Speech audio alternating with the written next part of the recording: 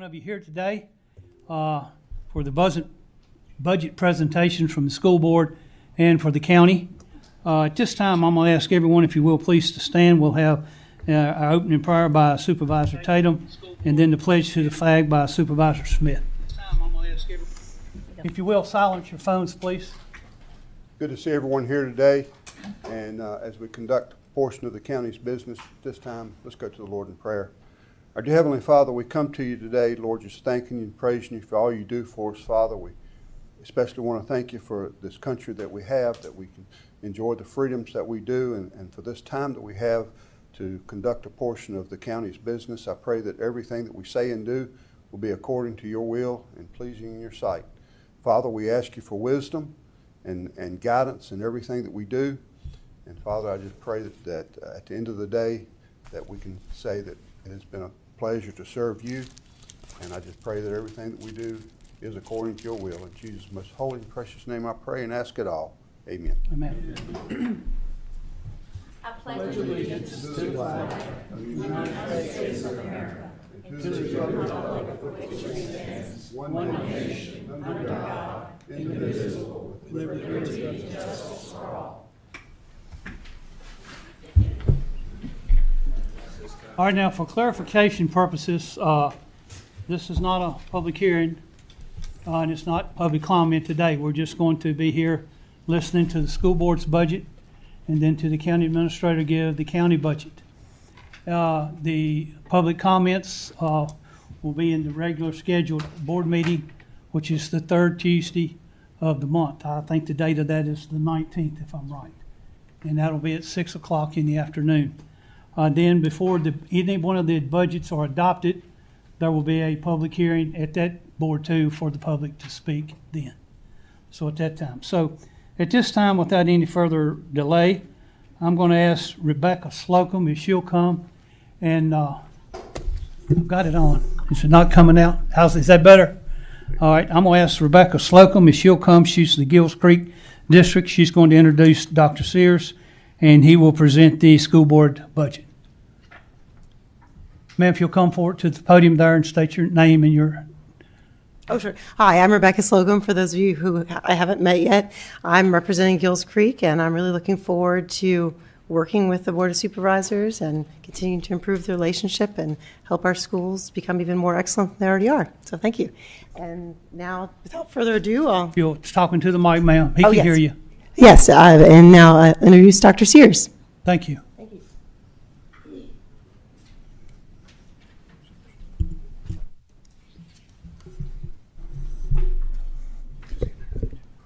Thank you, Mr. Chairman and members of the board, Mr. Whitlow. I would ask that our school finance director, Mr. Terry, join me here. It would be good to have him up here for the question and answer session at the end, since he knows more about the specifics of the budgeted line items.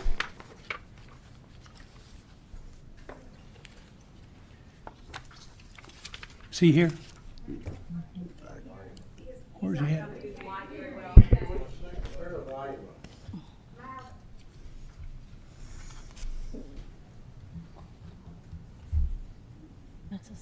Madam Clerk, is the mics turned up so loud they'll go? I was asking if Mr. Terry could join me at the podium. You can't hear? And will the presentation be displayed on the board? Okay. Okay.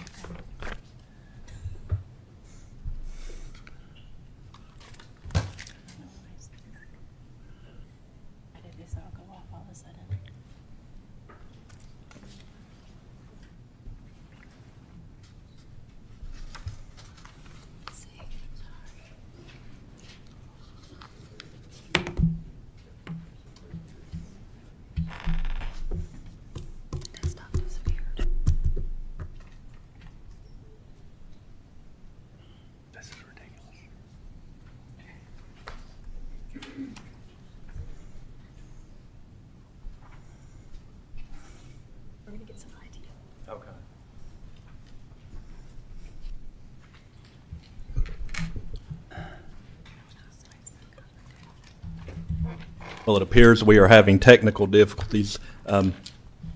Do board members have a copy of the PowerPoint presentation? That's it. Yes. So we will go ahead and start with the discussion. We got that, and we got this. Okay. The first part of the presentation will be from the PowerPoint that each board member has a copy of. If you could go to slide 3, just to give you an overview of our budget for this year. The budget for FY25 is built on a projected enrollment of 5790, and that is a projected decrease of 49 students from the number that we have this year. The next 2 slides are a breakdown of the governor's proposed budget, which is the budget template that we've been working off of this budget season. And the next 2 pages provide an outline of the governor's proposed budget. This is the worst case scenario budget, but it is the one we have to base our projections on, because it's always easier to add things back after the final budget is passed than to get into June or July or even last year, August, before we had a final state budget and then have to make cuts. So we build our budget on the worst case scenario, which for the upcoming year is the governor's proposed budget. As you can see, it'll allocate a total of $46,425,861 in state funds. Dr. Sears, can you pull that up? One of y'all Yes. pull that up so the audience can see what we're talking about. Thank you.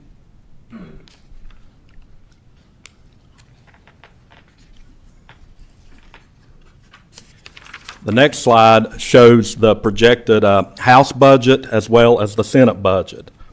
In contrast, the House budget is $48 million, and the Senate budget is $49,432,000. And our issue is going into this budget season is that we're deciding in early March about budgets that are separated by $3 million that will start in July. So our time frame is so very condensed in preparing a school budget that I know there are a lot of people who feel like we should wait until we get the state number. But as I said earlier, the last 2 years it's been well into the summer, and we are under statutory obligations to let our employees know if they're going to have a position cut or anything long before the state has to have a budget passed. So we operate under a much tighter time frame and typically have to make tough decisions very early in the budget, in the state's budget process.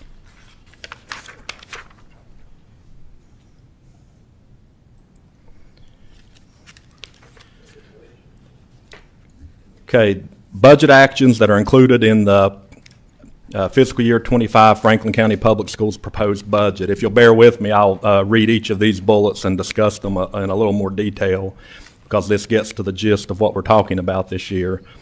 The reduction of operating expenditures for Burnt Chimney Elementary School and Henry Elementary School for FY25 with an estimated budget savings of $2 million will allow for the reduction of approximately 10 to 20 teaching positions, all staff positions at each school, most operating costs, consolidation of a few bus routes, and the inclusion of 1 full-time art, music, PE, and guidance position for each elementary school, which has not been able to be provided previously.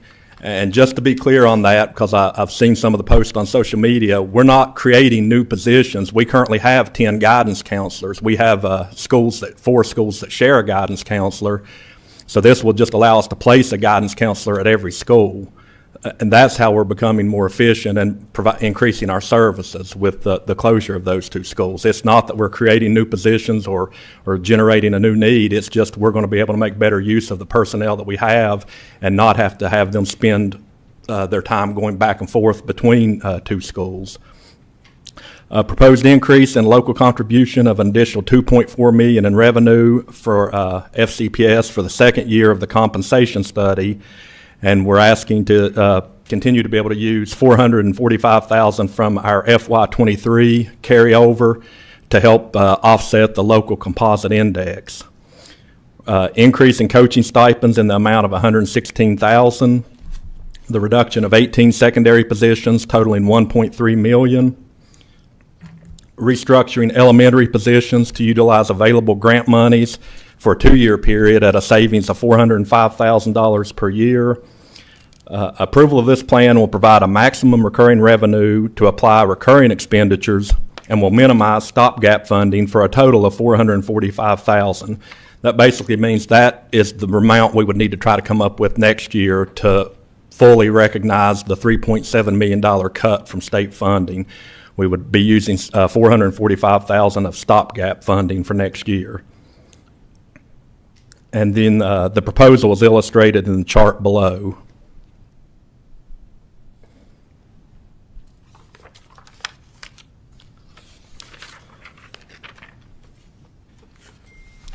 This slide covers the federal grant funding that we've been receiving. As everyone knows, the ESSER money and CARES Act money, all of those federal grants that materialized during COVID, they are running out and they will not be available as of September 30th. So we're building a budget without the use of those funds, which are, those are funds that we have had available to use in some capacity over the last few years. The next three slides provide revenue estimates based on the governor's proposed budget, and I will not go through those line by line.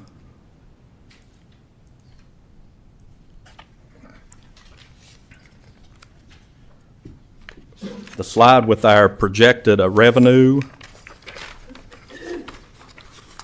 As you can see, the total budget revenues for next year are $10.5 million less than last year.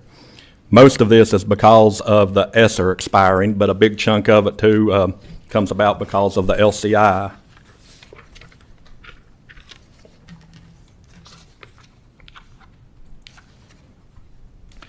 Projected expenditures, the total cost per pupil will be decreasing by $1,666 next year from what it is this year. And I do think it's important to note that this is not necessarily the formula that is used by the Virginia Department of Education to compute per pupil expenditures. This factors in capital expenses and capital outlay expenses, which are not included in the report that is made by the state superintendent and generally considered to be the report that measures these things consistently across the state. This is a localized formula for coming up with the per pupil expenditure.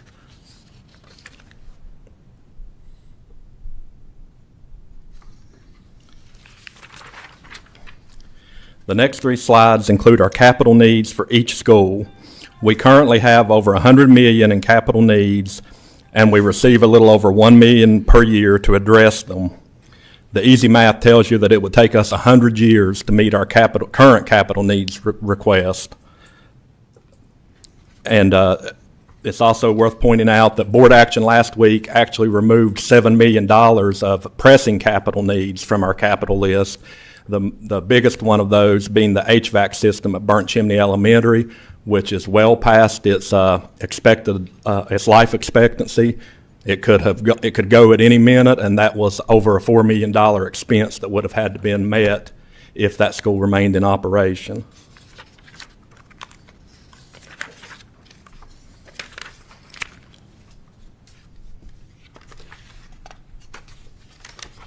This slide shows our debt service. We have an annual debt service of $531,000, and all debt service will expire in 2026.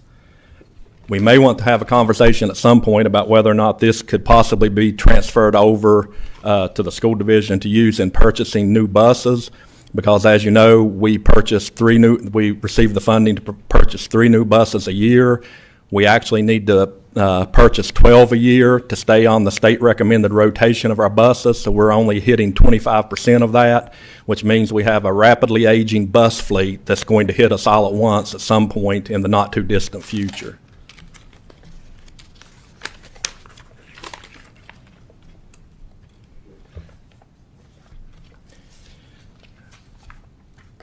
The next few slides are proposed salary schedules and pay plan. This represents phase 2 of the compensation study that was completed last year and funded by this board. We appreciate that, and it is helping us get where we need to be in comparison to other school divisions in our region. The next page includes all of our budget initiatives that were brought up this year, minus the the LCI increase. As you can see, we had $6.3 million in budget priorities that were identified. When you add to that the $3.7 million LCI, the reduction in state funding, we had identified a $10 million budget need for this year. I think that number is very important to remember when we start getting down to the final numbers. There was an identified need of $10 million in additional funding, local funding.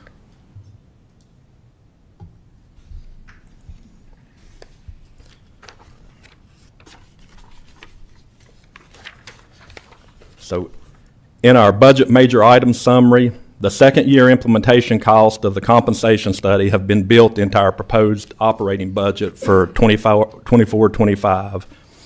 The implementation of the new salary scale structure for year 2 will increase compensation totaling $2.9 million. This includes recovery of 1/2 the remaining lost pay steps and will greatly assist all staff in maximizing their earnings and retirement under the VRS formula. It will also assist the school division in recruiting and retention efforts. It's worth reminding everyone that our employees over the last several years had their salaries frozen for 7 years, and a lot of those have remained with us during that time, while others have left the county and then come back at higher salaries because we have frozen our salaries and then they come back in on the step they're on. So it is a problem for retaining people and for recruiting them, the fact that our salaries do run lower than in many of the surrounding divisions. Without the addition of recurring revenues for FY25, it will mean the use of more stopgap funding and the implementation of additional cost-cutting measures for FY26 that could include measures already looked at this year. If you recall, some of the measures that we discussed for a future cost-cutting, if we need to take those steps, are the combination of elementary and secondary bus routes, reduction in force of school support personnel, the 4-day school week, and possible additional school closures. The coaching stipend increase has been built into the budget, as well as a master journeyman license stipend that for our maintenance folks. Currently, there is no pay differential for maintenance workers who have a master's or journeyman's license, and we would like to incorporate that in. The cost is minimal of $10,000 to make that happen, but that also would help us to recruit and be able to offer them something closer to what they would get in the public workforce if they come to work for the school division. The bonus payment of 1% was removed. In the governor's budget, there was a 1% bonus for all employees. We actually factored that into phase 2 of the compensation study. The debt service cost of $531,000 have been built into this budget. Debt service expenditures have reduced $2.2 million since the 13-14 fiscal year. So that's a pretty significant drop during the last decade. CIP, the 10-year budget is proposed at $1.4 million, which allows for bus purchases totaling $340,000, and it leaves us with $1.8 million to further address capital needs. That's what I was discussing a while ago with we replace 3 buses a year when the state rotation recommends we should be replacing 12. So we do have the aging fleet. And we also have $100 million of identified capital needs. With $1 million a year, we're just able to chip away at some of the smaller projects. That's how we're moving right now. At some point, that will reach critical mass, and we will have systems failures in our schools that are going to result in a pretty significant investment in order to keep the buildings operational. The Weldon Cooper estimate of ADM used in the draft budget of $59.70. And we are looking at taking additional actions to try to increase the ADM with the implementation of a virtual academy for next year. Met with the folks from Stride K-12 last week, and they are supposed to be getting a proposal together, and hopefully the board will have some information on that we can make public in the next few weeks. And additional research will be done in other budget initiatives presented this year for FY26.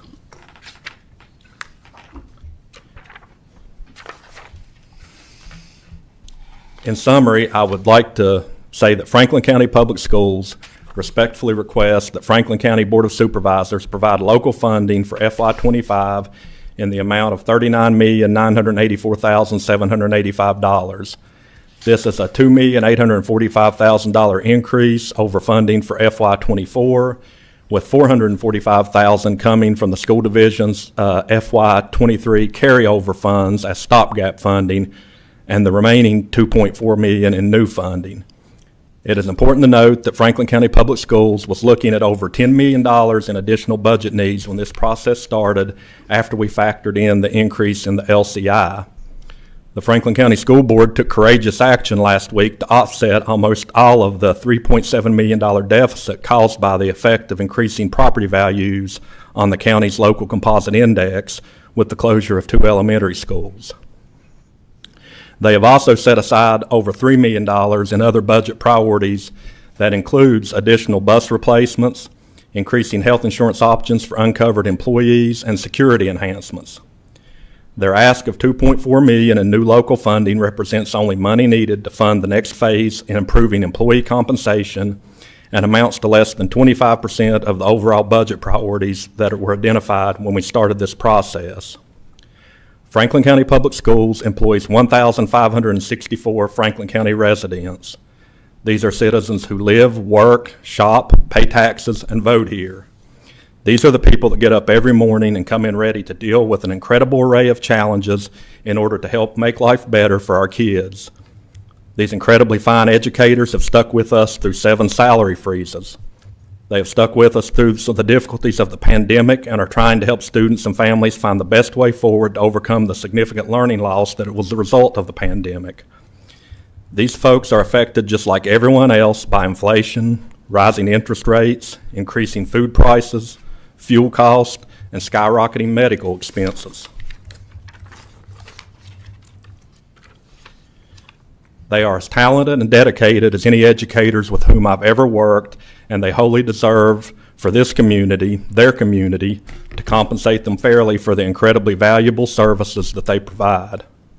An investment in them is an investment in Franklin County. I know that we have lots of folks who are angry about the closing of 2 elementary schools during this budget process.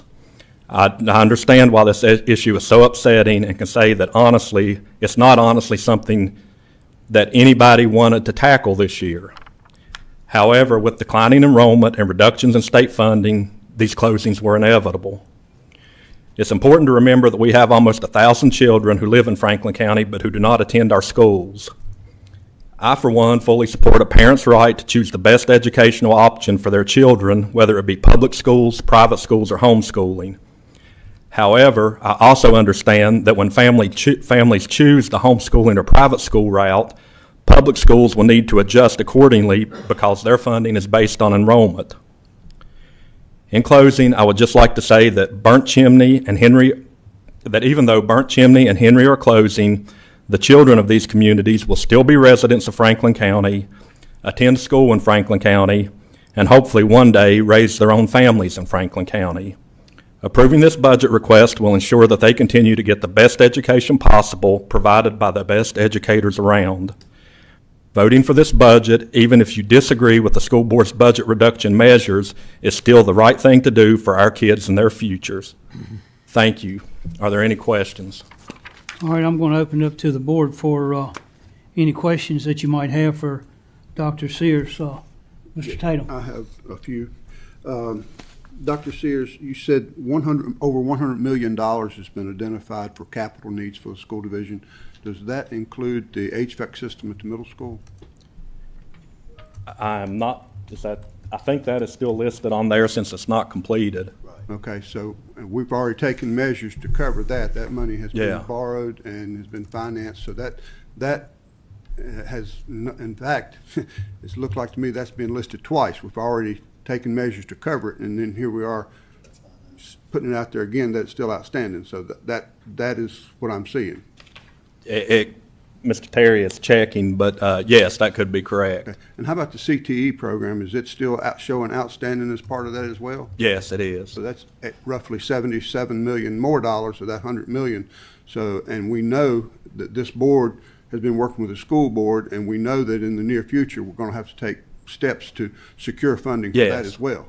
Yes. So to identify that as a need and saying that we have $100 million outstanding capital needs, and we're only throwing a little over $1 million a year, is a bit deceiving from where I'm sitting.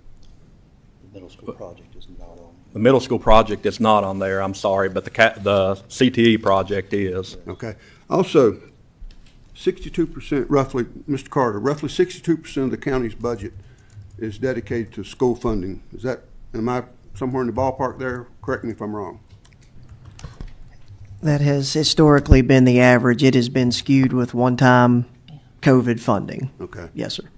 So it's probably closer to about 55% okay. right now. So we're having 55% of the county's budget is going to cover the schools, and we're having to run the rest of the entire county on 45% of the county's budget.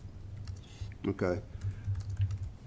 Dr. Sears, on December 28th, you and Chairman Whirley met with myself, Mr. Whitlow, Ms. Smith met by Zoom. We met back here in the back to discuss the LCI shortage, did we not?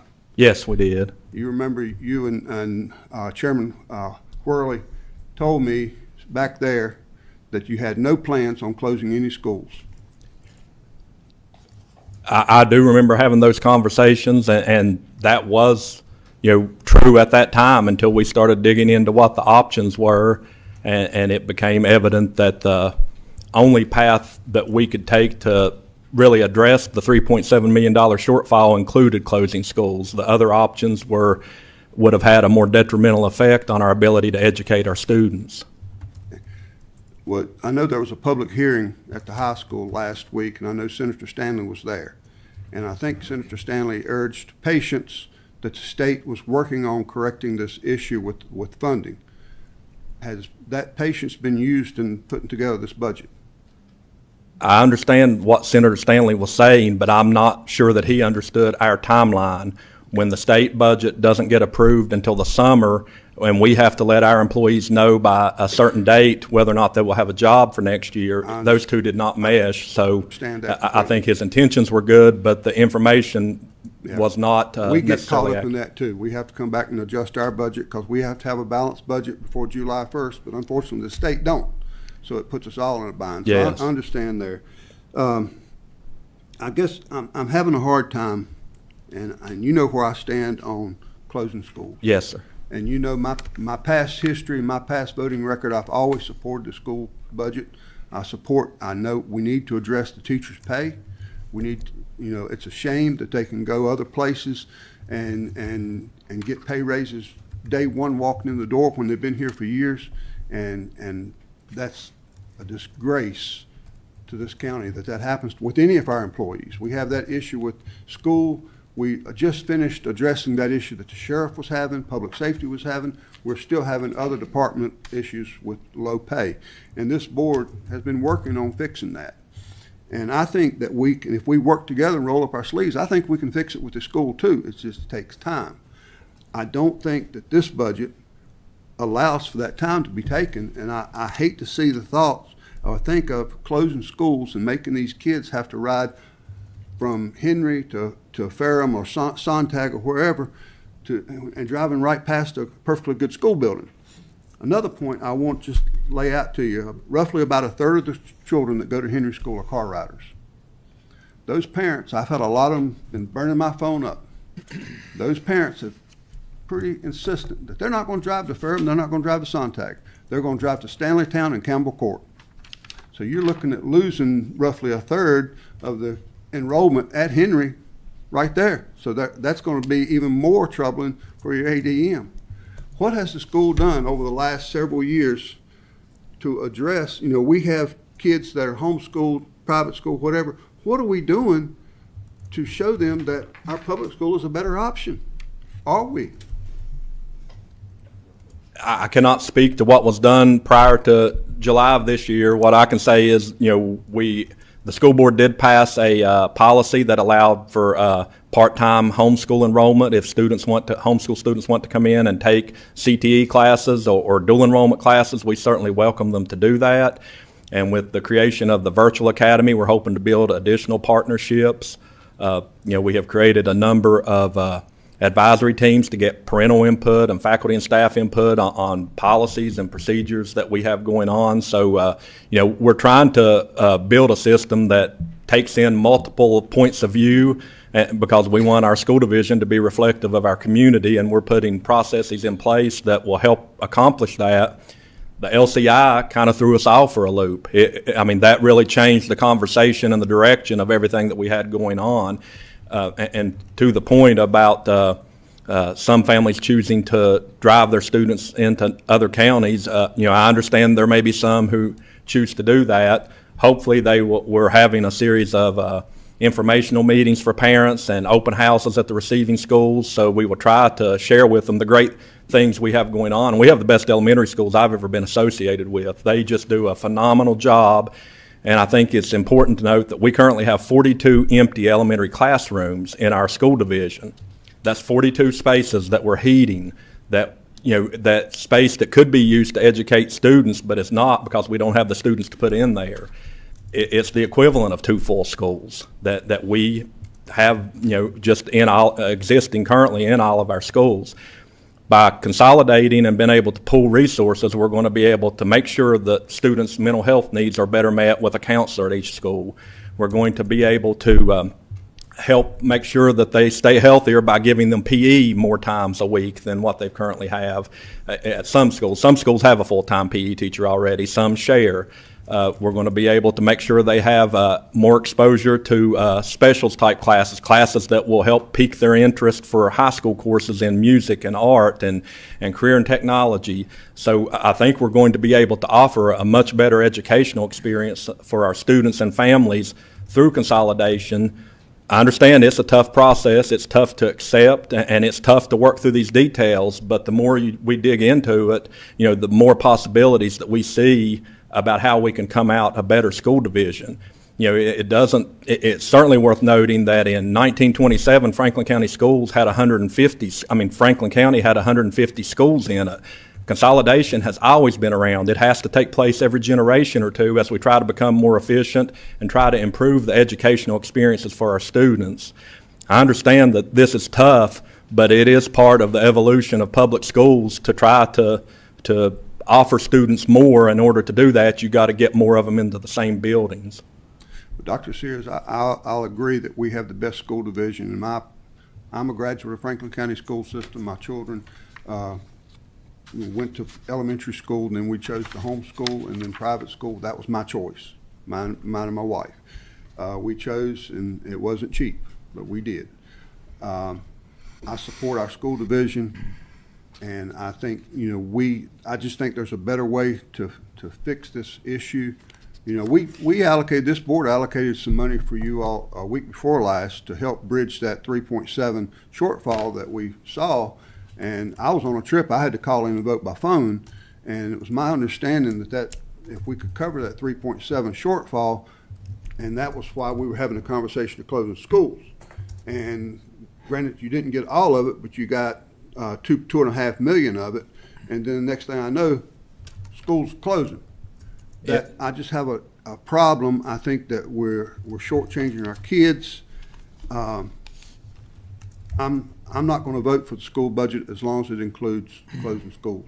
Well, I understand that, and I appreciate your point of view, and I appreciate all that you've done for the school division in the past, and hopefully we can find a way to move forward after this budget season with some of the other things we have going on.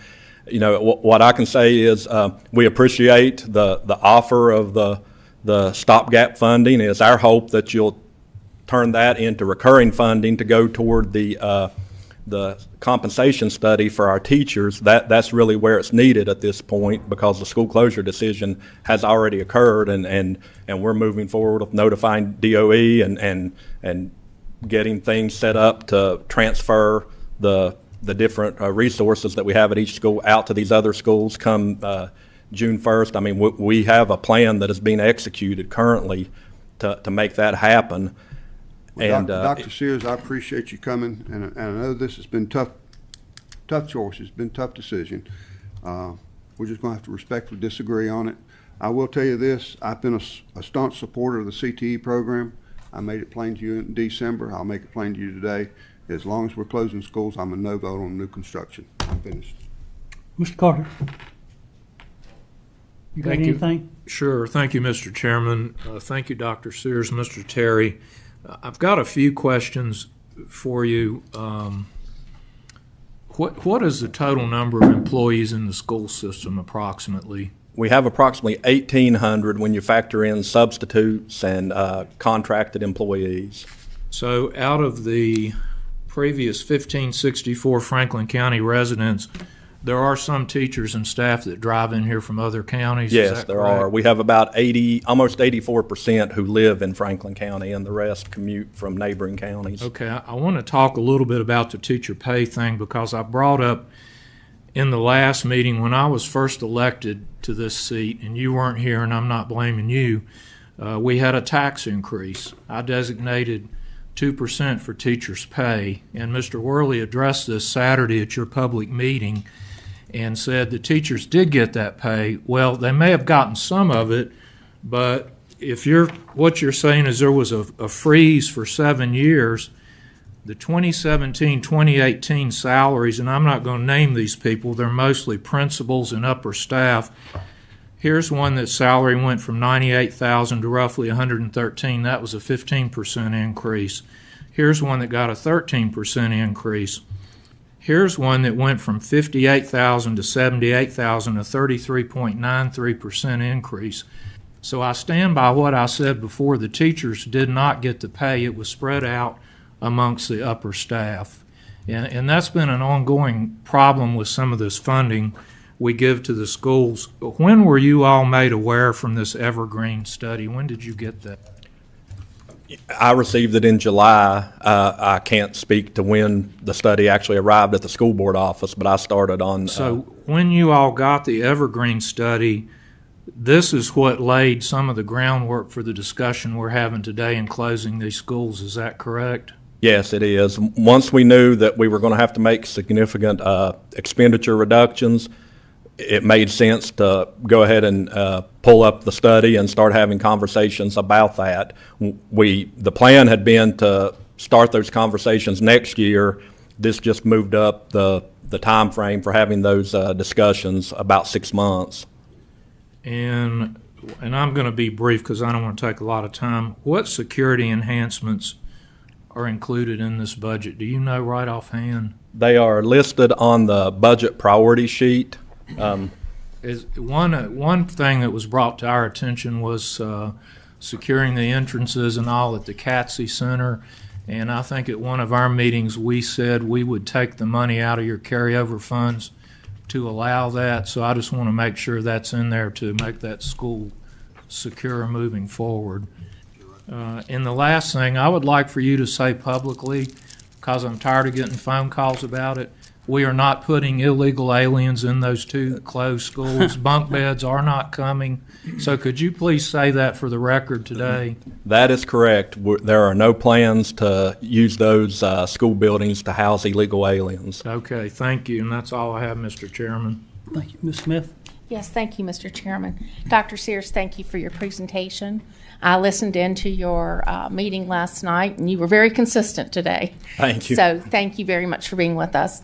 I do have a few questions. For better or for worse, and probably very simplistically, I am still struggling, and I'm looking at your budget actions in your slide presentation. So I'm struggling with how the allocations have been laid out. So in earlier conversations, and I would preface that with, I understand that these have been very fluid conversations, and decisions have been shifted from conversation to conversation sometimes. So I just want to preface my remarks with that. Initially, we talked about the elimination of 18 positions, and that most of those positions would be through attrition at a cost of about $1.8 million. 1.35. It was 1.35. Yes. And so when that came up and I asked where it was in the methodology, I was told by Chairman Worley that we're going to pull that money back. We're going to claw that money back for the teacher comp study to apply towards that. And so if it's 1.3 and you're needing you're asking 2.9 of us, and that money, in my opinion, just very simplistically, should be offsetting that 2.9. We have factored that into covering the local composite index, And that's why we're asking, we in essence have taken care of the LCI shortfall of 3.7 million by closing 2 schools and eliminating those 18 positions through attrition, and the moving the positions over to be covered by federal funding. Right. So I mean, it's 6 of one, half a dozen of another. We could transfer it down and say we want to apply the 1.8 million, and we would ask you all then to fund 1.8 million in covering the LCI as a recurring expense. It made the accounting easier to say we've got the LCI covered. This is what our ask is of you all, rather than saying we need you all to help cover the LCI and to help fund the salary, the phase 2 of the salary study. This just seemed a cleaner way to do the reporting on that and make our ask. So, and thank you. For our 2 boards, working towards trying to find a solution to the LCI, the state reduction in funding, the Board of Supervisors agreed to allocate 1.2 million, 1.25 I think was the exact number, and then that we would permit 1.2 million of the carryover to go towards meeting the gap, leaving about 1.3 that would be remaining. But the emphasis of that whole conversation was really to close the funding gap so that, the emphasis behind it, at least at that point, was to make sure that the school board, at least from my perspective, and I stated this, had adequate time to make sure that the very consequential decisions that were on the board to be considered, that there was time to do so. And I understand the school board has made a more expedited decision. I have no control over that. I am troubled that the $1.2 million that we allocated to help close that gap was automatically closed. That gap was closed, as you said, with closing 2 schools. So we're basically allocating $1.2 million for outside of carryover and outside of a budget request. Is that 1.2? And I know it's how you lay the numbers out, but are you counting on that 1.2 to help balance that 2.9? I mean, it's a shell game. Yeah, we are asking that 1.2 be factored into the compensation study, funding the compensation study, and be done so as a recurring funding for the school division instead of one-time funding. Well, and I just want to be clear, Dr. Sears, communication is so important. And, I myself have worked very hard, this board's worked very hard to create a more transparent, amicable relationship with the school board, and we're all very proud of that. And so my struggle is the intent that was delivered for that 1.2, and then we're hearing this presentation today, and the 1.2 has been claimed for other things than what the initial intention was. No, ma'am, it has not. No, really? No, it is set aside. We did not factor it into our budget at all because we're asking that the Board of Supervisors change it to recurring funding instead of the one-time funding that can be used toward the salary study. But it is not factored into this presentation. The only stopgap funding that is factored in is from the 1.1 million in carryover that we have from FY23. We're asking to be able to use 445,000 of that as stopgap funding for next year and apply the rest of it, the remaining 700,000, as that it be used for its intended purpose of some of our capital needs, funding some of our capital needs. So what I hear is that your consideration of the usage of the 1.25 to help close the state funding gap, you all are suggesting that it be used otherwise. Yes. That's a safe assumption, Yes. correct? That's what is troubling to me. And this is the first time I'm seeing that. And it really, for me, Dr. Sears, and I'm a very big supporter of our schools, teachers, and families, it seems disingenuous to receive a budget presentation where the intention of that money now has been put to something else when it was well-intended and well-discussed and well-purposed over a period of a couple meetings. And I hope you can understand that. I do understand that, but it is not, we have not factored it in at all into the budget presentation. It is, entirely up to the Board of Supervisors as to. It's in here, Dr. Sears. But it's not part of our overall budget. It's not part of our, the ask of the 3.9 million. It's included in your estimated budget impact that totals $8,586,000. I will let Mr. Terry, he can explain the numbers better than I. It was illustrated, Ms. Smith, just to show where the monies were being redirected. So it's not part of the resolution of the LCI or the compensation study phase 2. So this is just for illustrative purposes?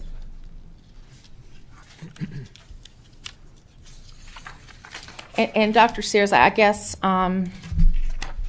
the other question that I have, while we've been having these meetings, I've been pulling budget document. I pulled it from last year. And one of the things, that $100 million number got my attention on the capital side. And so I pulled last year's budget. And the capital number we got last year was about $38 million. And because when I heard that $100 million number, I'm saying, whoa.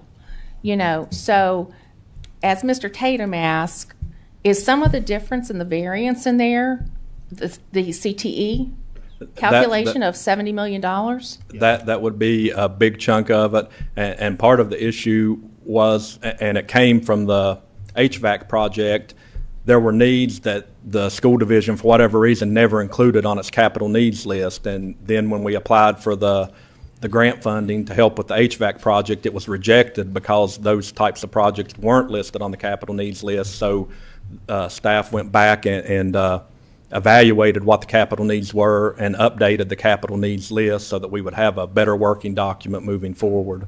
And I just want to encourage you all in my closing. I want to encourage you all to be very transparent with your capital list, because I've been on this board going into my 5th year, and I've never had a full accounting for infrastructure needs, roofs, all of those things that aren't fun to look at and think about, but they cost a lot of money. That's why they're on the capital list. And I just really encourage that transparency, because at the end of the day, you guys can't incur debt. And we're the ones that need to incur the debt. And I don't want something landing on our laps, for instance, next year, that's been sitting on that list for 10 years and we didn't know about it. So I want to make sure that we're getting this list as clean as possible, as updated as possible. And I think that $70 million for CTE, it's projected, but it's not anything that is a real number at this point. I think it had, because we were applying for the grant for it as You well, had to it had to demonstrate appear that. on the capital Yeah, needs, and I yes. understand that. So, Mr. Chairman, I'm done. Thank you, Dr. Sears. Thank I you. appreciate it. Mr. Mitchell. Thank you, Mr. Chairman. I'd like to echo what Lori said. I'd like an updated list of the capital needs and total monies needed for that. You all had a tough decision to make, and you made it, and we allowed you a certain amount of money, and you had to work within your means. It was tough, and at the end of the day, you all don't generate revenue, and that's what we have to do, and y'all have to come ask and hope you get it. And I'm gonna dig into this and look at it, and I would like to help with that comp study in any way we could do it. The county's done it for its employees, and I'd like to see it done there as well. Thank you. That's all I got to say. Mr. Quinn. So first, I'd just like to say thank you. I appreciate your efforts and the school board to put together the budget. I know how hard it is, and also appreciate the hard decisions that you had to make. I do really believe that closing a couple of the schools will enable you to make the remaining schools even better. So I appreciate your comment in that regard. Really, at a high level, there are lots of numbers and text here, but you had a budget of $109 million last year, and you're proposing a budget of $98 million this year. It's a $10 million reduction in your budget, which is a very interesting. It's also interesting to me that all the press has been on the reduction in state funding. However, the biggest reduction in revenues from the federal funds, you're getting $10 million less this coming year, right? We've all been focused on the state side, but you're getting $10 million less going forward, right? This is like a checkpoint. It's not really a question. So I'm seeing this correctly, right?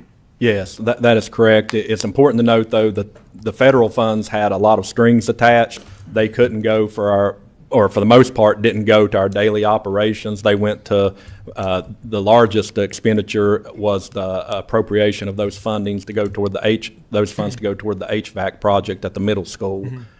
So a lot of those are tied up in capital needs. Okay, and so even though the total budget's going down 10 million, you still need 2.8 million more from the county than you did last year because of the loss of federal funds and state funds, right? That's the gist of this. Well, we need the 2.4 million from the county to do our phase 2 of the compensation study. You know, we have the federal funds.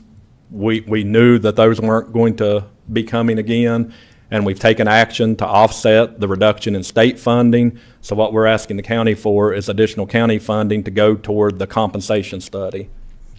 But the additional county funds are 2.8 million. If I look at last year's budget versus this year, it's an increase of 2.8 million, right? Yes, with the 425,000 of that being stopgap from our FY23 carryover. So we're asking for new funding of 2.4 million. And then the biggest reduction in the budget is in the facilities line, right? The 8.3 million. So what is, maybe you covered that in all of this, but what's that was the HVAC project that we have to spend all of the ESSER money by September 30th.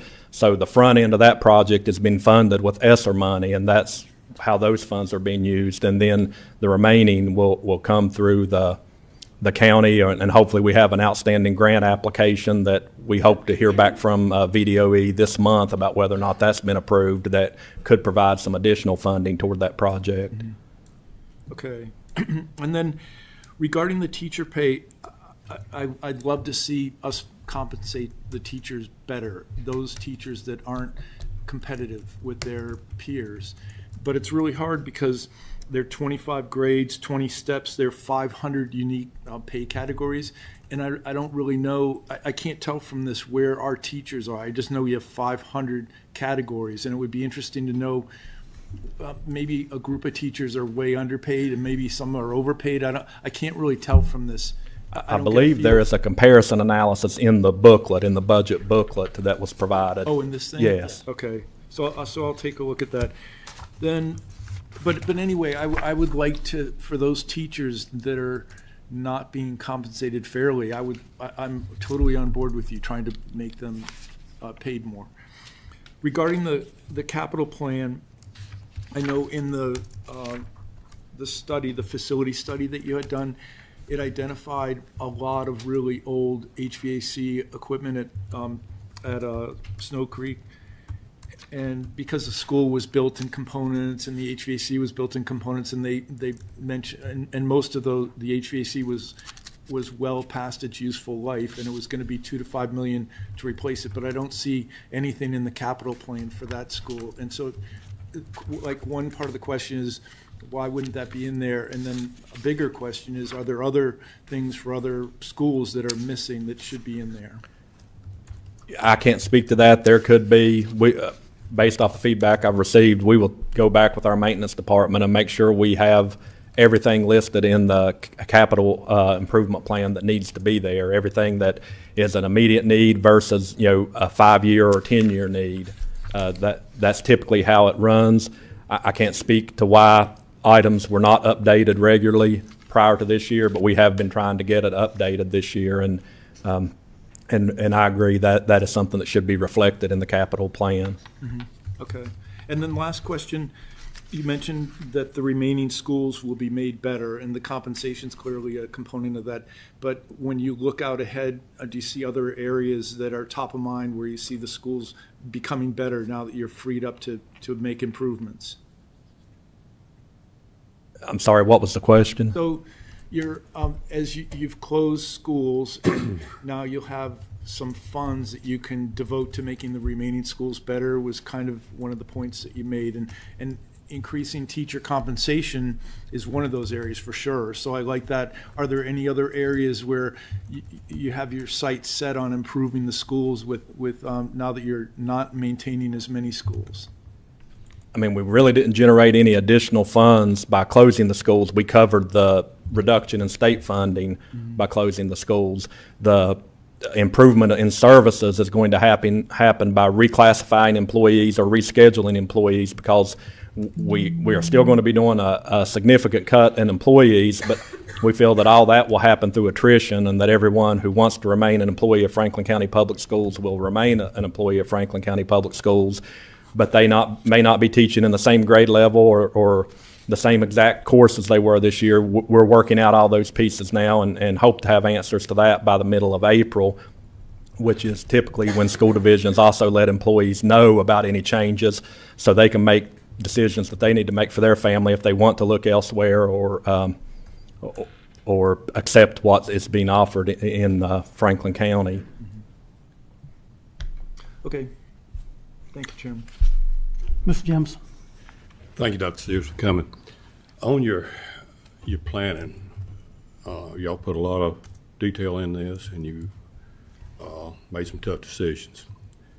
How far is this going to carry us down the road? I mean, next year this time, are we putting a Band-Aid on something then that's going to be reoccurring when we pull it off here in next year or 26, 27? How far down is this going to go? I think this gets us through the next 2 years, and then it depends on what happens with the LCI and additional state funding. But I think the action that was taken this year probably gets us through the next 2 years with the biennium budget. And that's really about all any school division can plan for at any one time is the 2-year biennium, because so much changes with each budget. Okay. Thank you. That's all I have. Dr. Sears, first off, I want to commend the school board and you and your staff for the tough decisions that you had to make. Thank you. I support the closing of the schools, because that's your job to run the schools, and you know what it is and for what's best. And I applaud you for that. I learned something there a while ago. I knew there were 7 empty classrooms at Windy Gap, but I did not know that there were 42 empty classrooms throughout the school system. Yes. So I commend you for you and the school board and the staff for what y'all done. That's some tough decisions, and it was very unpopular. And so I want to commend you for that. But now I've got a couple questions, and I'm just going to have a couple because my questions are going to be redundant to what the other. One of the things, with all due respect, you made a statement earlier when Mr. Tatum was talking that your numbers were making accounting easier. With all due respect, it needs to be easier, but there needs to be some transparency. To me, going through these budget papers, trying to figure it out should not be like hunting Easter eggs, that I got to dig and hunt for everything. And I feel like that's what I'm doing a whole lot. For example, in our last meeting, the board appropriated $2.45 million to the schools in addition. And then you closed 2 schools at $1 million a school. That's a little over $4 million. And the LCI number was 3.8. And now you're asking for an additional $2 million in local funding. Your numbers don't add up to me. The way I'm figuring it, I mean, that's over $4 million that's coming in. And all this is just with the close. You're supposed to be, when you're closing schools and doing it, is saving money, not spending more. That is what we've done, Mr. Chairman. We're not asking for $4 million. The 1.17 million or whatever that was the carryover funding, we're asking to use. Going for the middle school. It was carryover funding from FY23 that the board approved to use as stopgap funding. We're only asking to use $445,000 of that as stopgap funding and to apply the rest of it back toward the capital needs. And then the $1.25 million that the board appropriated, we're asking, that is not accounted for in our budget. It's out there to the side because we're asking that instead of that the board fund the $2.4 million for next year. So the $1.25 million is not factored into our budget request, the stopgap funding that the board provided. And we genuinely appreciate the board appropriating those funds. You know, it was an incredibly difficult budget process, and incredibly difficult decisions had to be made, and the additional funding would have helped to possibly keep one school from closing. but it got to the point that so many people were looking elsewhere, we weren't certain that we could even staff 2 schools next year if we closed. I mean, if we were going to be able to staff those 2 schools next year, because so many people had expressed a transfer request or indicated that they were applying elsewhere. We had parents at Henry requesting to go ahead and transfer their students to Ferrum for next year, whether consolidation happened or not. So there were a number of factors that we were working through in this, and in the end, the decision was made to close both schools because we felt like that decision had to come anyway. If not this year, then it would definitely have to happen next year. And if we didn't make it this year, then we weren't sure how we were going to even operate next year with all of the stress and the impact that this was having on our staff and faculty at each school.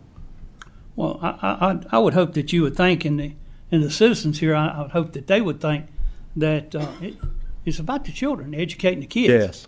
And we're not going to do anything to jeopardize the education of our children, because the majority of us up here have either graduated or have had children there and grandchildren in schools right now. So that's there. One other question I've got, I don't understand this here proposed salary schedule, but every time there's a presentation, you talk about the teachers.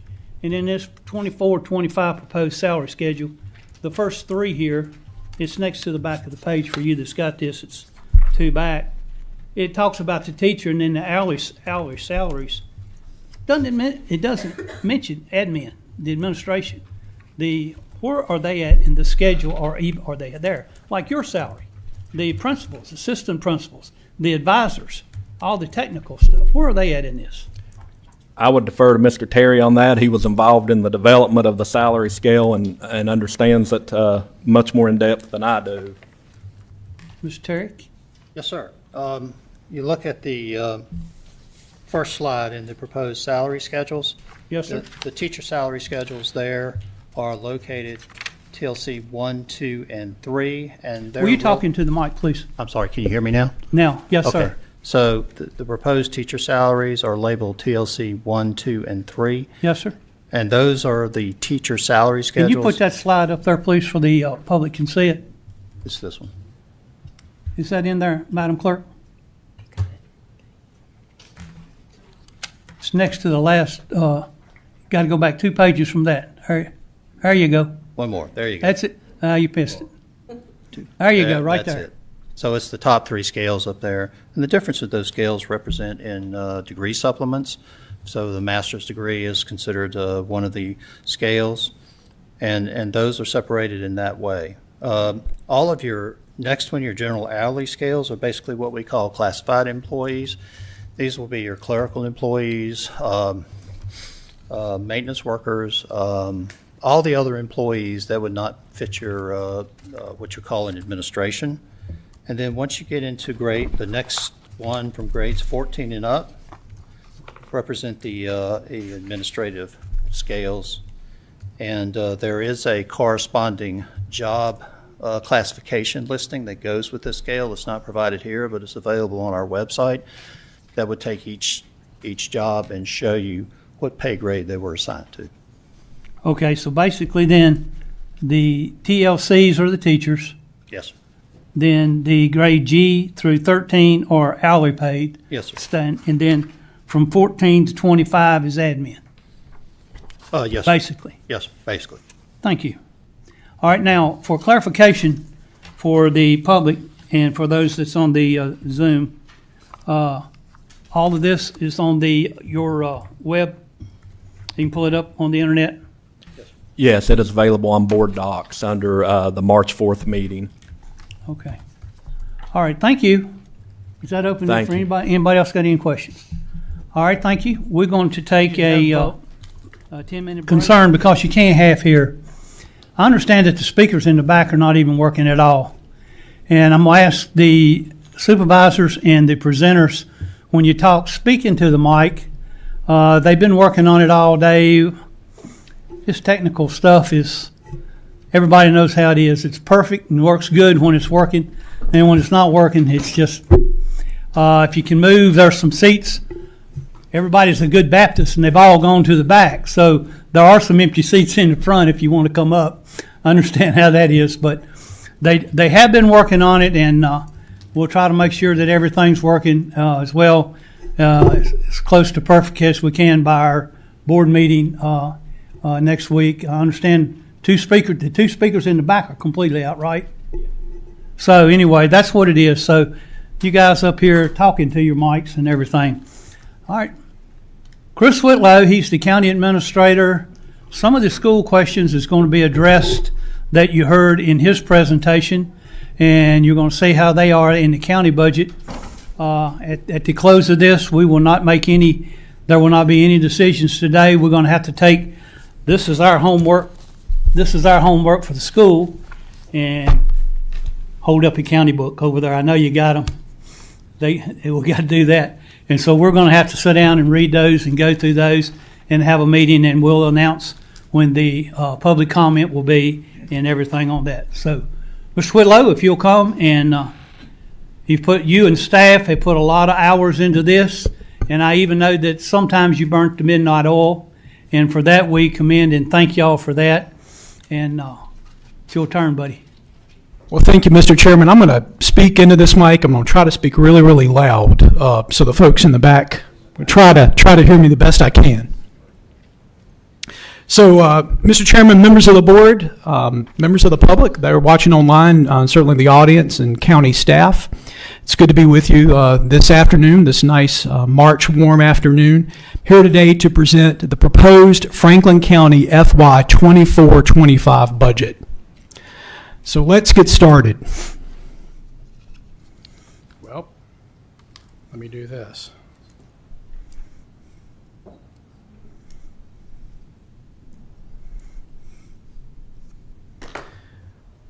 I'll just use the page down button. How about that? There you go. Okay, since I'm talking close to the mic. Award-winning. Well, members of the board, to say the FY 25 budget is a moving target it is a moving target. One like I've never seen previously. Primarily, we know the Commonwealth of Virginia did not complete the state budget until late summer, late August, September. This year, we understand there are parallel budget amendments before the General Assembly on the governor's budget.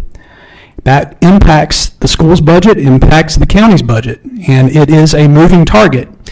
And I always like to try to start out with something a little light here. It feels like we're blindfolded and we're trying to throw darts at a moving target. Now that said, what does success in a budget look like? Well, success is a moving target. For us, we've got to move smart with this budget. Franklin County was named after patriot Benjamin Franklin. Benjamin Franklin had a couple of quotes I want to start with today. Ben Franklin once said, "Beware of little expenses. A small leak will sink a great ship." More on that shortly. The budget is the key to a successful financial future, and that's what we're to talk about. And what measures success in a community, in a county? This budget and this board and previous boards have worked very hard and been very diligent with our strategic focus areas on county operations. And I thought we'll talk a little bit about those today. Dynamic community safety. A lot of work has been placed into this over the last couple of years, specifically for greater coverage, fire, EMS in the county, law enforcement, SROs, school safety, responsible government operations. This board spends a lot of time with our financial advisors, Davenport and Company, really focusing in on our county's financial health, our bond rating, our ability to borrow money, what makes sense, maybe at times what doesn't make sense. We've spent a lot of time the last couple of years on succession planning, employee recruitment, retention, all very important focus areas. In addition, we've looked at a focus area of enhanced educational opportunities. I know this board has worked diligently, it's been mentioned earlier today, for career technical education and what that may look like for our future workforce, for our children, but also for our adult workforce now. The Franklin Center, a couple of weeks ago, launched the first apprentice paramedic program in Virginia. Very proud of that. But what does that look like beyond the here and now as we plan for the future? Strategic economic development. A lot of work, a lot of effort. Last year we heard from global location strategists in front of this board during work sessions as to how can we better position the county for success in terms of our economic competitiveness. And a lot of that is recommendations to make sure that we have building-ready sites, infrastructure, water and sewer. And previous boards have spent a lot of time and a lot of effort in strategic areas, strategic planning, as an example, for our villages, broadband deployment, water and sewer expansion, to make sure that we continue to grow and prosper as a county. Also, conserving and preserving and promoting our natural assets. Our tagline in Franklin County is a natural setting for opportunity. We have a beautiful county. The 700 square miles in this county, from the peaks of the Blue Ridge Parkway down to the shorelines of Smith Mountain Lake, is absolutely stunning. We've been able to partner and leverage dollars with our regional partners, such as Virginia's Blue Ridge last year, to bring international visitors to Franklin County with the USA Cycling Races. I'm proud to say that our efforts with our tourism director and marketing director, Kevin Tosh, in those partnerships, we're looking to bring numerous fishing tournaments to Smith Mountain Lake later this year, as well as a jet ski tournament. In addition, not to be outdone, certainly Parks and Recreation, making sure that we offer leisure opportunities on the county's other lake, Philpott Lake. Concerts by Canoe comes to mind, many others. All of that said, of course, comes with challenges, operational challenges. How do we make sure that we keep our parks and our beautiful lakes and parks sustainable for growth, which makes this county so great? And in doing that, looking at our well-planned growth, we've spent numerous hours, meetings, developing village plans over the last several years, and what makes sense in terms of smart growth in Franklin County. How can we grow smarter? How can we make sure that we have broadband to make Franklin County more attractive to our citizens? Now that's just a brief summary of our focus areas. But we know those focus areas also come with service demands. We are seeing service demand levels increase in Franklin County. I'm going to talk a lot about that today because a lot of that drives our budget. What do the metrics look like?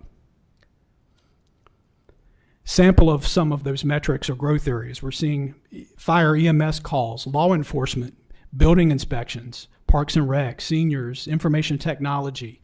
And of course, today is Super Tuesday. Down the hall, we have a whole office of the registrar department with many support staff there. There's something that's new, I guess, to voting in registrar's office in the last 5 years, and that's early voting. That's had a significant impact on the registrar's office, as well as election security, cybersecurity, which has an impact on our IT infrastructure. So I'm going to quickly try to go through these. We're seeing these are the service demand growth areas. You can see here our attendance at our parks. This is from 5 years ago. It has just increased exponentially back to pre-COVID levels and beyond pre-COVID levels. Our increase in youth athletics. I know we've spent a lot of time, and the community has spent a lot of time in recent weeks talking about the decline in ADM within our school system. And yes, we'll talk more about that in today's budget presentation. As you previously heard today, approximately 1,000 students in Franklin County are homeschooled. Hundreds of others attend private school. Franklin County has a youth population. Our Parks and Recreation director is here in the audience today, and I think he would tell you this past season, the basketball season that we're just finishing up on winter sports, it's the highest participation in Franklin County's history in terms of youth athletics. There are youth in Franklin County, and we're seeing that and across our service levels. We're also, again, in community recreation. You can see 23, fiscal year 23, projection 24, our recreation center, our community recreation center, all those activities are up, including seniors. Not only are we a county that certainly targets and makes sure that we support our youth, we also target and make sure that we support seniors. The number of recreational activities at the Essex Recreation Center, as well as senior transportation, continues to grow exponentially. I mentioned tourism early ago and our natural setting for opportunity. This is some stats from the Virginia Tourism Corporation data, the latest data that they had from the last several years, and you can see we've now reclaimed and surpassed pre-pandemic levels. That's a good thing. But also, we know that takes time. We know it takes operation. We know that takes capital resources to sustain this. One of the largest growth areas is our increase in public safety demand, both in animal control calls, but look at this one, EMS calls. EMS calls over the last several years have increased almost 2,000 calls annually. That is significant. That is significant pressure on our system when someone calls 911 to make sure that we have responses. Law enforcement. Again, law enforcement calls continue to increase. I mentioned absentee voting in the registrar's office. You can see large increases there. Building permits.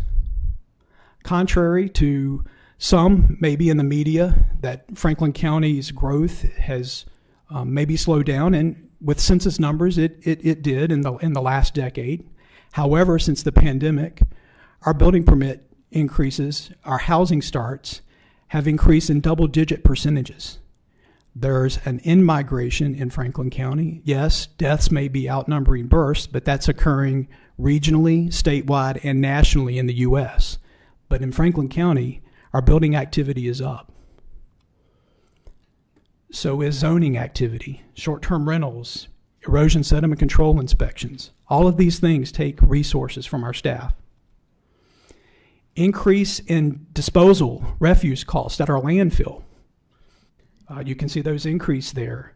These are real numbers. Under the private sector, we all see it in our home budgets. Electricity, repairs, all increasing in terms of cost. This is a snapshot of our new landfill, cell number 3, which is currently under construction.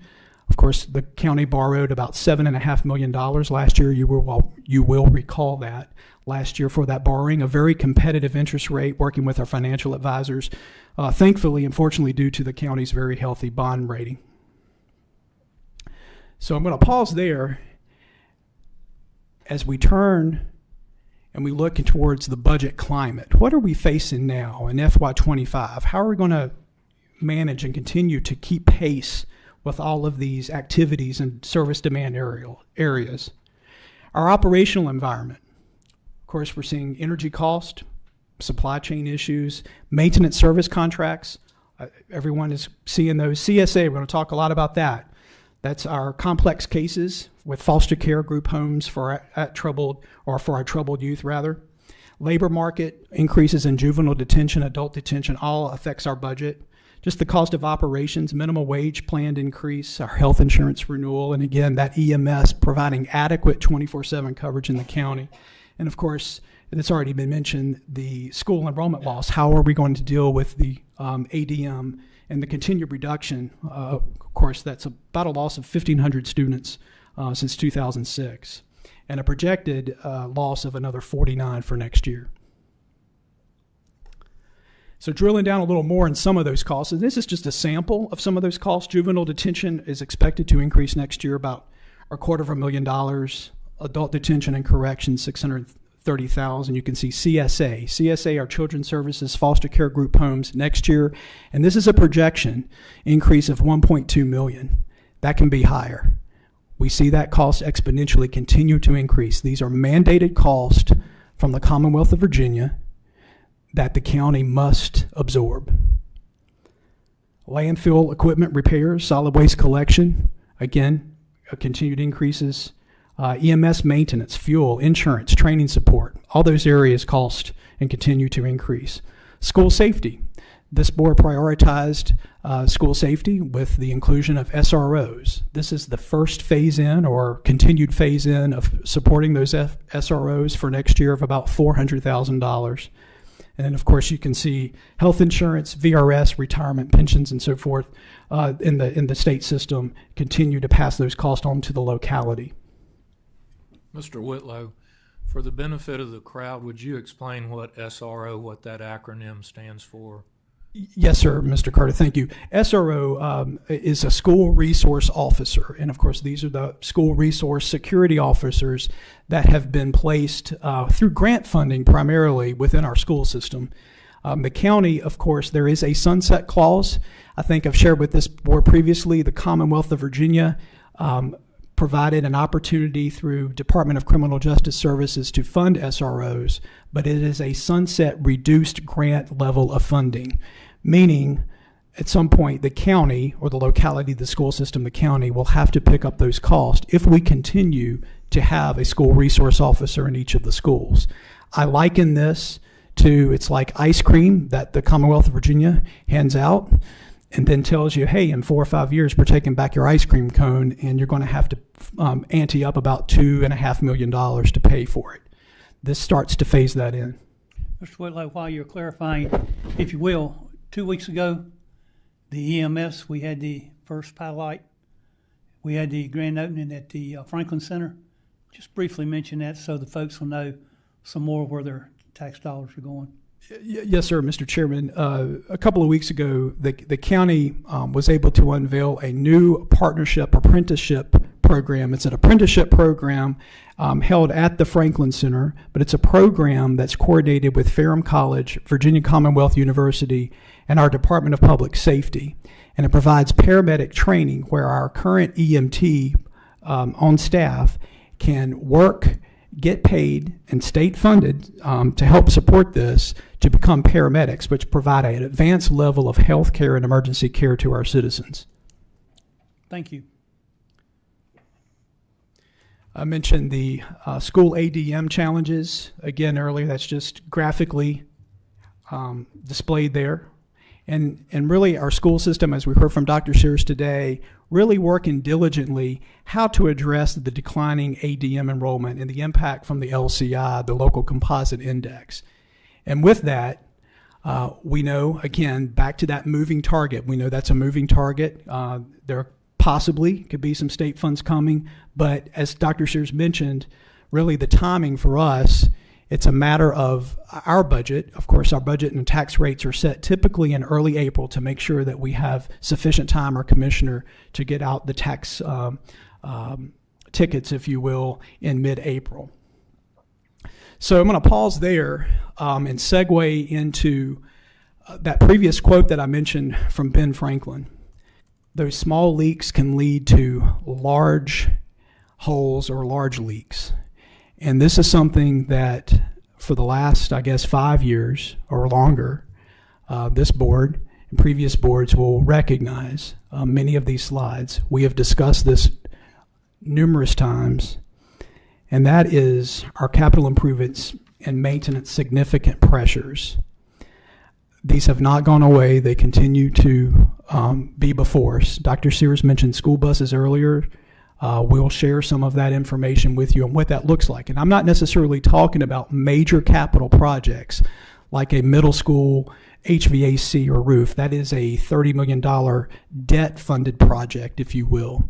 What I'm talking about really is the annual capital budget. Things like an ambulance replacement, things like a bulldozer replacement at the landfill, things of that nature, IT, computers, servers, equipment, and so forth. And I'll talk a little bit about those areas. Those costs are upon us every year. And so what has the county really done to address that, maybe in previous years? Well, we attempted a few years ago to increase our capital budget from $2.2 million to $2.4 million, and we did so. We added $200,000, and at the time I was recommending that we add about $250,000 every year to that capital budget. Some of you may remember that.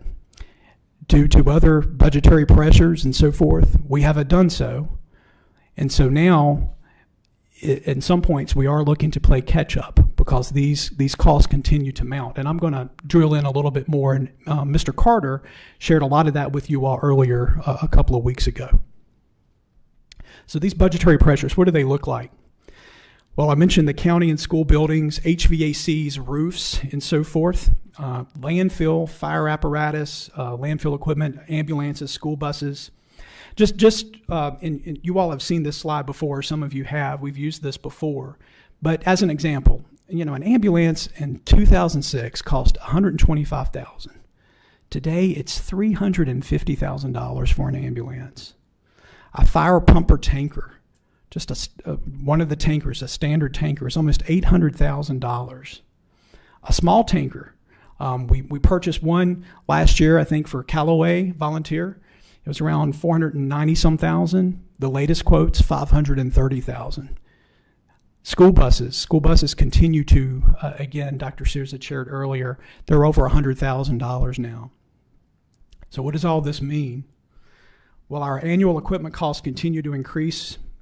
Our CIP funding has essentially remained flat now for almost 2 decades, almost 20 years, that we've been putting the same amount of money to support these projects. And look what's happened in the last 5 years. And what happens if we don't do anything? Well, we're going to get really behind, and we're going to get behind quick. So with the county and schools capital budget funding remaining frozen, future budgets, they're not sustainable, and that really creates a capital structural imbalance. And we talked about this a couple of weeks ago. So increased recurring revenue for major equipment capital replacements, that's recommended in the budget I'm presenting for fiscal year 25. Not doing so, it pressures an unsteady climate in balancing of the county's future budgets. So what are we going to do about it? Well, I think we have to take a very measured capital improvements plan approach. This budget recommends increasing the capital transfer of an additional $2.8 million. That will fund system and ongoing radio replacements. As an example, this year, our radio system, our public safety radio system, it's end of life. It's roughly 12, 15 plus years old. It is now, of course, we have secured some grant funding for that. Radios have become end of life. They're very expensive individual radios for fire, EMS, law enforcement. That's easily $500,000 a year. Fire apparatus support. We're recommending funds being put towards that. Additional funds, funding for ambulances, fire safety equipment. This is the turnout gear and the self-contained breathing apparatus for our volunteers and career staff. Now that we have, and we've been fortunate to upfit our volunteer and career staff. These pieces of equipment expire in a certain amount of time over a period, and at some point they become end of life, and in terms of an insurance and coverage and liability can potentially be a liability for us. If we do not begin putting some of that funding now, and it's very expensive, if we do not begin planning for some of that 5-10 years from now, and all of this equipment becomes end of life concurrently, we can be in a world of hurt. We were fortunate with CARES and ARPA funding to really get ourselves up to speed.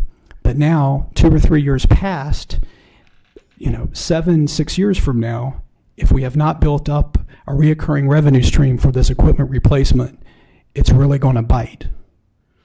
School buses, roofs, HVACs, I mentioned solid waste equipment. I will say that our Public Works Director, Jeff Galden, has been very diligent about how can we save money. And you've heard Mr. Galden speak to you all before about rebuilding the equipment that we have.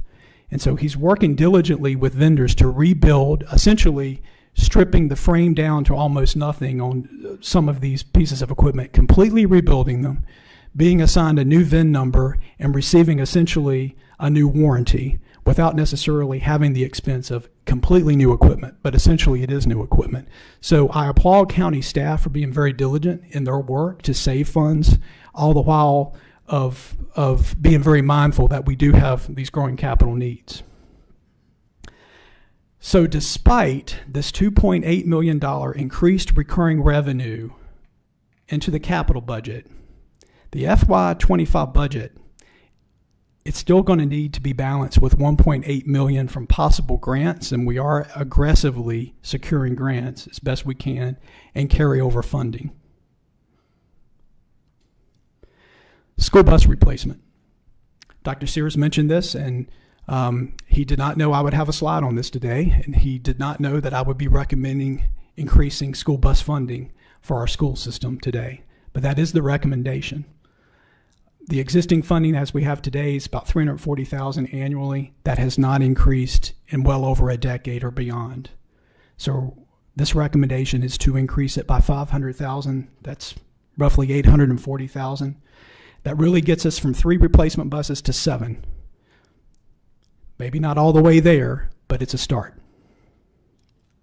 And so as we look beyond, how do we get to 12 buses or 10 buses? So next year, this will likely be a recurring conversation with the board. So if you all recall, we had that conversation several years ago for those that you were with the board at that time, that we needed to be setting aside additional capital dollars in the capital transfer each year. That's likely going to be the recommendation again next year. We are building to get there, and this budget starts to get us there, and it makes a pretty good dent in it, but we'll still have a lot of work to do. So the proposed FY25 budget, it works to address ongoing capital structural imbalance that I just spoke about. It seeks to sustain the county's strategic priorities and meet our growing service demand obligations, and you can see those on the list. It maintains our operational support, employee health insurance. It builds in a 3% cost of living adjustment pending comp board from the state, depending how the Commonwealth of Virginia in their budget is finalized. It addresses capacity focus areas in several, or a few, I should say, areas. Parks and landfill maintenance programming, emergency services staffing, making sure that we have adequate daily coverage. You saw the increase in those EMS calls. When any of our staff is out for vacation, sick, or holiday, it's required that we backfill that either with overtime or part-time. That has been increasingly difficult to do, just with the number of career staff that we have. And so what occurs is, if we have 6 trucks 24/7 and 2 are out for whatever reason, maybe sick, maybe someone's planning a vacation, holiday, then we have only 4 trucks down. Sometimes we dump the system, meaning you could have 1 truck at Rocky Mount Memorial, or Franklin Memorial rather, and you could have 3 trucks at Roanoke Memorial, leaving no coverage in the county at one point in time. And so I know we've had many discussions and work sessions with this board in the past. This budget seeks to continue that progression, if you will, to provide more adequate coverage. Also, radio communications and IT support. I mentioned cybersecurity earlier. I mentioned our network. I also mentioned our radio communications. We have a very complex radio communication system, a very expensive radio communication system that takes a lot of diligence and work on the hardware and on the software with our tower sites. Schools. This budget recommends several things. At the February 22nd Board of Supervisors meeting, this board approved $2.45 million to assist the school system with their budget gap, state funding gap. $1.2 million was to come from the FY 22-23 school carryover. Please be mindful, that's non-recurring funds.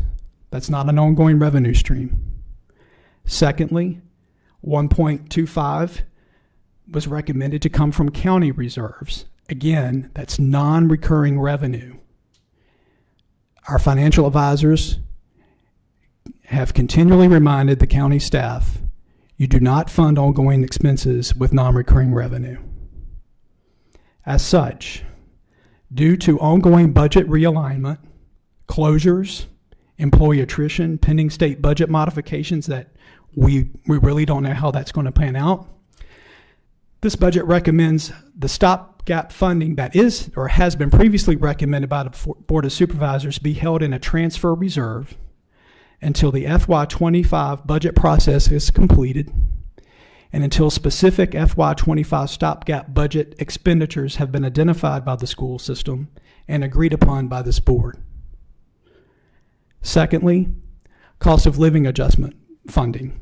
We do not know what that may look like in terms of the state final budget. What we do know is the Senate and the House of Delegates have proposed two parallel, if you will, budget amendments, some more than the others, but the general average is about a 3%. No one really knows yet. We think it's very important that our school system continue to pay their employees, as already been mentioned today, but all employees, whether it's buses, custodians, teachers, etc. And so this budget recommends local funding of $1.4 million, and that funding be recommended to be held in a transfer reserve similar to the stopgap funding reserve until complete and specific state budget revenues have been solidified. And that's important because state funding for SOQ positions, there's a local requirement for the locality. If the state funds SOQ positions for a cost of living adjustment, there is a local requirement. And so this is being very prudent. It's a measured, if you will, budget action recommendation to address that. And then finally, the school capital funding on the buses that I previously mentioned.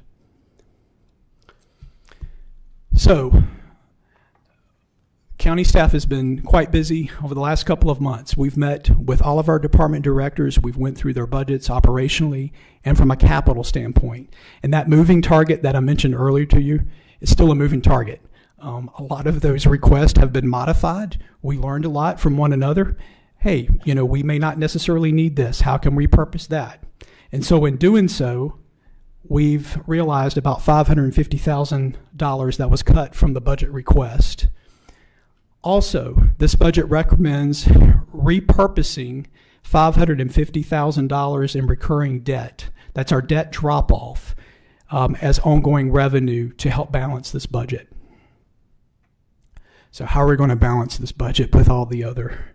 I know that's the question everyone's wanting to know.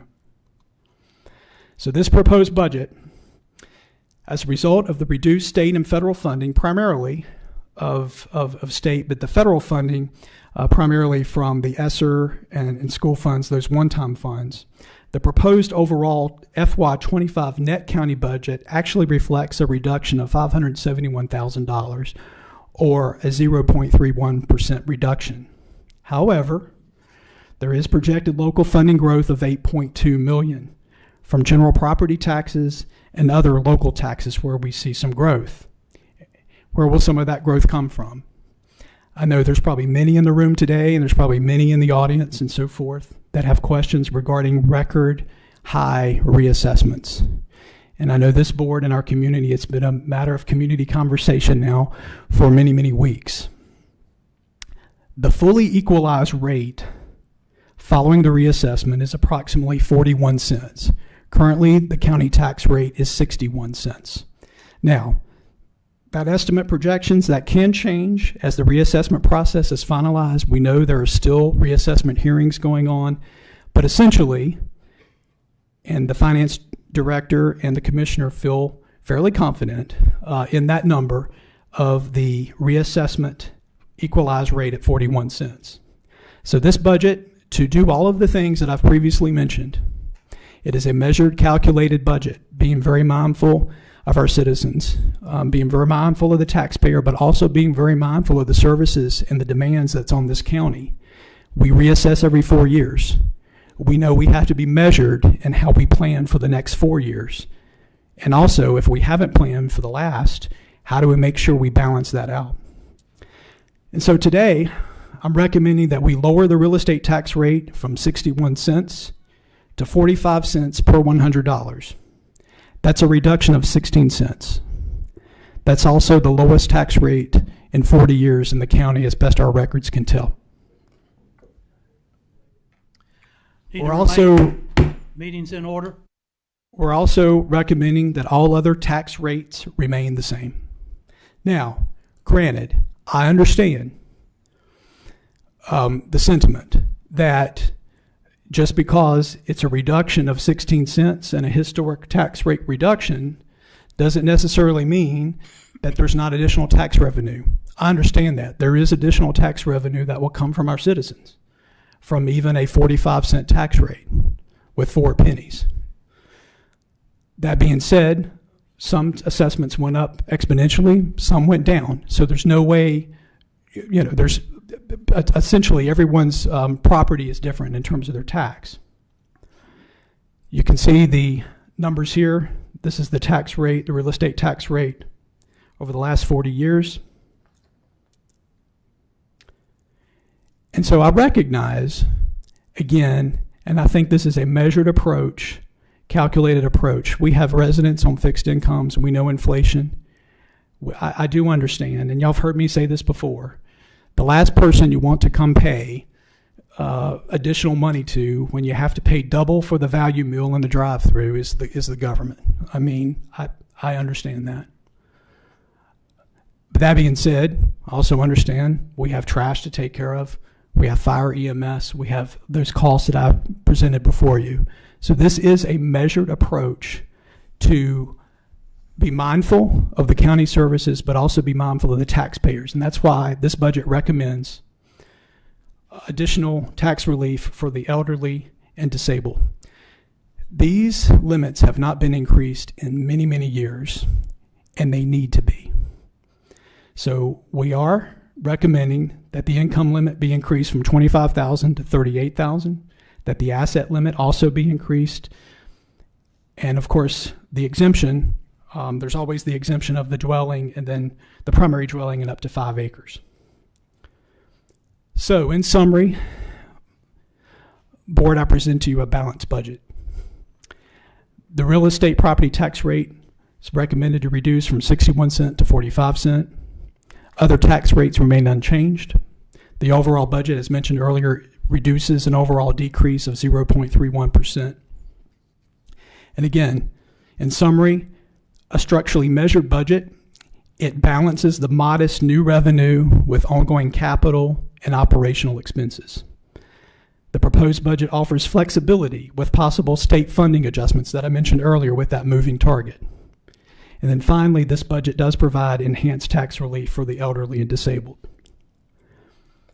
You can see here the percentages of the various program categories for the county, as well as the various funding sources. This budget has been loaded to the county website. Confirm that this afternoon for those that are watching. It has all of the information, not just the PowerPoint presentation. It has a lot of information in that. We will have copies posted this week at the library, at the County Administration and Finance Office. In terms of next budget steps, it's my understanding, I know in years past, that this is a lot of information for you, the Board of Supervisors, and the public to absorb.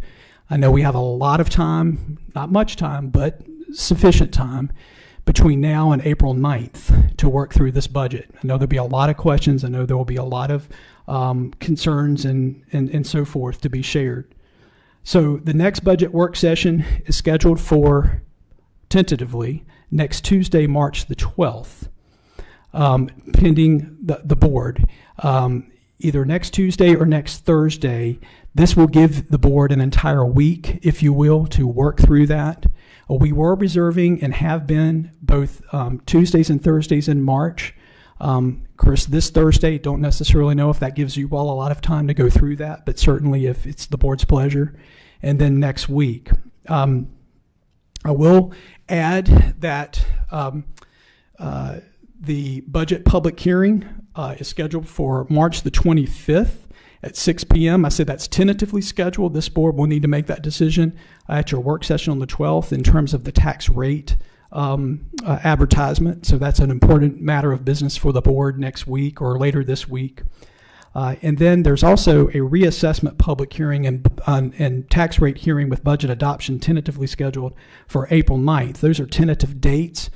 And so I would also add for the public to understand that the board, of course, regularly meets every third Tuesday of each month, and there is public comment at the end of your regularly scheduled meeting. So the third Tuesday of each month is another opportunity for citizens to share with the board. So this year there are multiple opportunities, multiple hearings with the reassessment to offer feedback on the proposed budget as well as the reassessment. And so with that, I would be remiss if I did not give my appreciation to the county staff and assistance in the development of this budget. Mr. Chairman. Mr. Whitlow, we want to thank you and staff for the presentation and all the hours that you put into this budget. The Board of Supervisors was present for a lot of the questions and answers, and we know the time-consuming task that's involved. Now, I will open it up at this point for questions, but I'm not sure that there are any questions for clarification until we take these home and study them. Now, it's been proposed by county staff, and I want to bring this out. It only gives you a week, but what I'm proposing is that we come back next Tuesday around 2 or 3 o'clock. You take these budget books home. The county's going to give you a book here in just a moment, and you've already got to school. And can everybody be here, say at 2? Or 3? You still working 2 or 3, Nick? You can make 2. Everybody else make 2 work. All right, we'll be back next Tuesday at 2 in this room. And what this is for now, you make your notes, and we're going to sit around the table and come up with staff and make a proposal on these budgets. And if you got any questions or comments, you bring them with you to the room, and we'll talk these out. Now, Mr. Whitlow has told me that David Rose with Davenport cannot be here next week, but he can be at our work session on the Thursday, the following Thursday. But we've got to make Tuesday, when we hear, we will have to set the rate. Now, we can come down, but we can't go up. Everybody knows that. We will have to set the rate next Tuesday at that meeting, so we will have to make a decision. And then it goes to advertising. For you folks that are here, again, it's good to see your interest in the county government. On our March the 19th meeting at 6 o'clock, we do not have any public hearings, but we will be open for public comment. That means that you'll get your 3 minutes. You can say what you want to about the county budget, the school budget, about the rate, the equalization rate, whatever. And then after we announce that, what the rate is, that will be next Tuesday. Then before it becomes goes into the books as what's going to happen, there will be public hearings there that you'll get to. So you'll have 2 opportunities between now and then to make public comment. That's everybody. We'll sit here and listen to them for that. So with that being said, is there any questions that we need to talk to Mr. Whitlow? Let's do it in reverse. Mr. Jamison, you was last, was? No, sir. Mr. Quinn. You have a comment, Chris. So people Speak into your mic, sir. Yeah. People want to know how much are my taxes going up, right? That's the basic question. And if you look at going to 45 points from 41 points, that would equate to an average tax increase of 10% for everybody, right? Give or take, yes, sir. And considering that the average assessment went up 53%, but some went up as high as 100%, right? It really means the range in tax increase could be, well, 0 on one end and 20% on the other. So my sense is we have a tax increase range of 0 to 20% with an average being 10%. Is that fair? I would think that's fair, Mr. Quinn. As I said earlier, it's really going to depend on every individual property, because some properties, again, we've heard 80%, we've heard 30%, average 55%, and so forth. But, okay. General ballpark. Yeah. The other comment is, I think you talked about, or somebody talked about the school budget being 65% of the whole budget, and we just heard their proposal is to increase their budget by 3%. If the total revenues are now increasing by 10% on average, it would seem like the county's budget is going up substantially more than 10%. So it will be interesting to look at the numbers. That is correct, Mr. Quinn. In terms of the county's budget, primarily, much of that would be interesting as we dig deep into the numbers.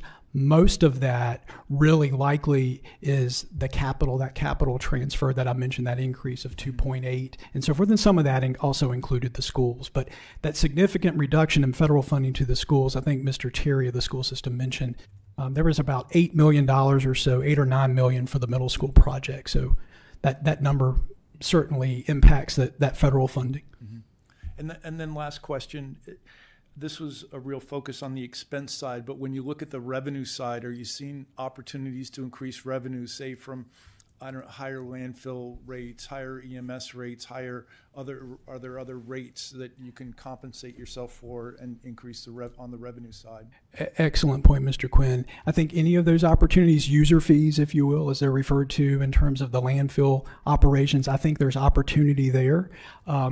We've looked at our average tipping fee. We increased that somewhat last year. There's room to increase that as well. That may take pressure off, the other in terms of other taxes or other relief, and we certainly can take a look at that. Yes, sir. Okay, thank you. Mr. Mitchell. Ms. Smith. Just real quick, Mr. Whitlow, I'm going to be interested maybe next Tuesday to get a recommendation from you and staff with respect to, we've got the school's budget presented to us. I can envision that we are going to have questions for the school board moving into April's adoption. So can we be thinking about how we're going to engage the school board with our questions and inquiries and allow enough time for us to get the answers back so that we can be in the best possible position to adopt their budget with ours in April? Does that make sense? That makes sense, and we welcome that opportunity to have that discussion, Ms. Smith, with the board and how the board may want to proceed with that if there's further dialogue with our school system. Okay, thank you. Thank you, Mr. Chairman. Carter. Thank you, Mr. Chairman. Just 3 quick comments. Been by here a lot on the weekends, and I want to tell our board that I saw Mr. Whitlow's car in the parking lot on Saturday afternoons, Sunday afternoons. I appreciate all the work you've done on this budget. One thing I would like for the county to move forward on, we have all these delinquent vacant properties that we discussed a few years ago that we're still sitting on. I want to see all that stuff put on the market and sold. There's a piece on Scruggs Road. There's a piece on Windy Gap Mountain. I think there's a small piece down there that borders Smith Mountain Lake. That was discussed previously, and nothing's ever been done about it. And we need to unload those properties, put them back on the tax rolls, and get the money out of that. But thank you, Mr. Whitlow. Sure. All right, I have nothing either. We'll wait till next week. All right, I'm going to adjourn the meeting until March the 12th at 2 o'clock. Thank you all for being here.